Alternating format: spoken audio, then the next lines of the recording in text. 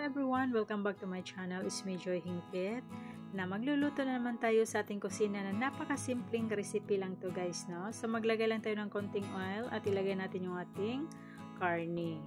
Syempre, haluin natin until makuha natin yung parang may konti siyang golden brown yung ating karne.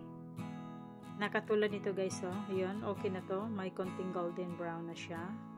So, after nyan, ilagay natin yung ating sugar. Haluin lang natin until mag-coat yung ating sugar sa ating karne. So, after nyan, ilagay natin yung ating garlic.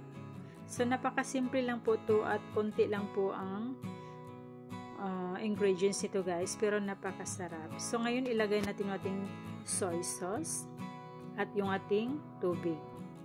Tama-tama lang na tubig na ilagay natin na matakpan yung ating karne. So, after nyan guys, hintayin natin na kumulo yung tubig.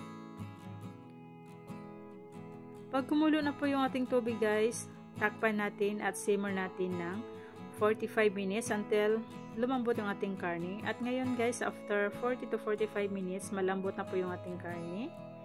At ngayon, dagdagan natin ng egg. So, yun, pang twist ng ating ulam. So, napakasarap nito guys at ready na po itong kainin. So, depende na po sa inyo kung gusto nyo yung medyo matuyo-tuyo siya. Pero sa akin, need po ng sauce para ilagay sa kanin. So, ready na yung food natin. Ito po yung Chinese style cooking.